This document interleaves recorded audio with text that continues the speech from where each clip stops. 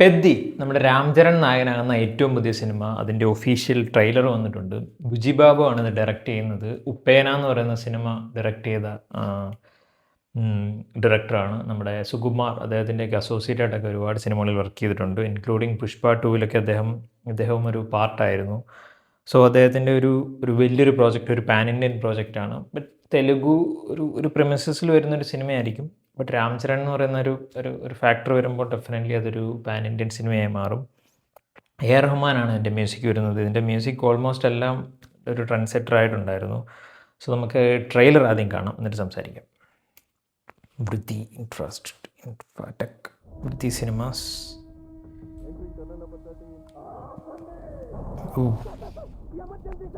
Visual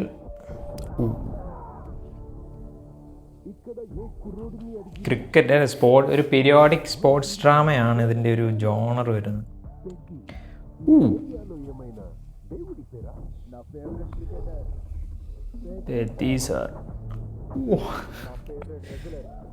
അത് കൊള്ളാം. എൻ്റെ ഫസ്റ്റ് ഇറങ്ങിയപ്പോൾ ഒരു ഷോട്ട് ഭയങ്കര ഇതുണ്ടൊക്കെ. ഗുസ്തിയും ക്രിക്കറ്റും ഇത് രണ്ട് ക്യാരക്ടറാണ് ഞാൻ ആദ്യം വിചാരിച്ചു, പക്ഷെ എല്ലാം തോന്നുന്നു.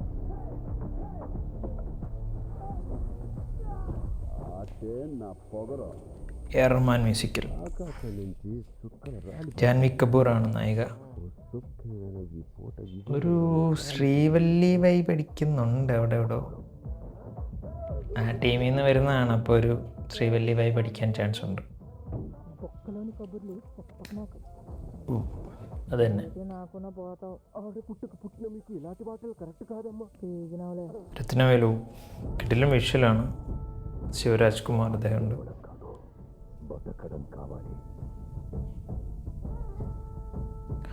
രാംചരൺ അതിന് വേണ്ടിയിട്ട് അത്യാവശ്യം നല്ല ബൾക്കായിട്ടുണ്ട്, നല്ലൊരു ഫിസിക്ക് ഭയങ്കരമായിട്ട് മാറിയിട്ടുണ്ട്.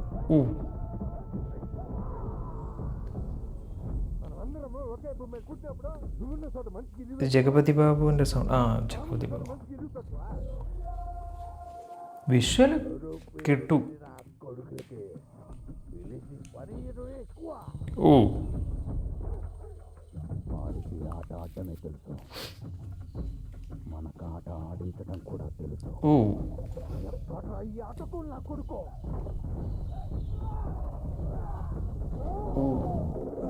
మాటలతో కాదు, ఆటతో బరిలోకి వెళ్తే మగతరం ఎవరుకున్న రమ్మను.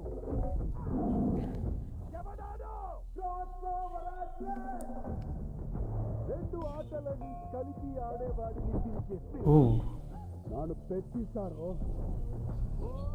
ആ രണ്ട് ഗെയിം കൂടെ മിക്സ് ചെയ്തിട്ടുള്ള എന്തോ സെറ്റപ്പാണ്. ఈ కొండ కింద ఊరూరు వ్యాపారం. బాబు మీరందరూ నేను ఆడేననుకుంటున్నారు.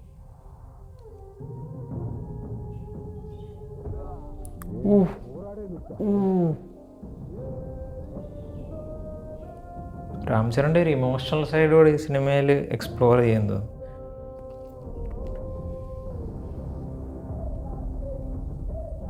ഇതാണ് മറ്റേ ആ ഒരു സിഗ്നേച്ചർ. അത് വിഷയമായിരുന്നു. ജൂൺ 4 എക്സ്പീരിയൻസ് ഇൻ ഐമാക്സോ. പക്ഷെ ആ ഒരു ലാസ്റ്റിലത്ത് വന്ന ആ ഒരു ട്രാൻസിഷൻ കൊള്ളാം, രണ്ടും കൂടെ മിക്സ് ചെയ്തിട്ട്. എനിക്കൊന്ന് ആ ഒരു ഈ സിനിമയുടെ ഒരു സ്വഭാവം അങ്ങനെ തോന്നുന്നു. ഒരു ക്രിക്കറ്റും ഒരു ഗുസ്തിയുടെ കൺസെപ്റ്റൂടെ ഒരു ബ്ലെൻഡ് ചെയ്തിട്ടൊരു റൂറൽ ഏരിയയിൽ വരുന്ന. ഇതിനു മുമ്പ് വന്ന പുഷ്പ എന്ന് പറയുന്ന സിനിമ ഇന്ത്യയിൽ ഏത് തരത്തിലുള്ളൊരു സെൻസേഷനാണ് ഉണ്ടാക്കിയത് നമുക്കറിയാം. സോ ഈ ഒരു കഥയ്ക്കും അങ്ങനത്തെ ഒരു സ്വഭാവമുണ്ട്. സോ നമുക്ക് കാത്തിരിക്കുക എന്താണ് ഇതിൻ്റെ ഒരു ബോക്സ് ഓഫീസ് പരിപാടി, തിയേറ്ററിൽ എങ്ങനെയായിരിക്കും.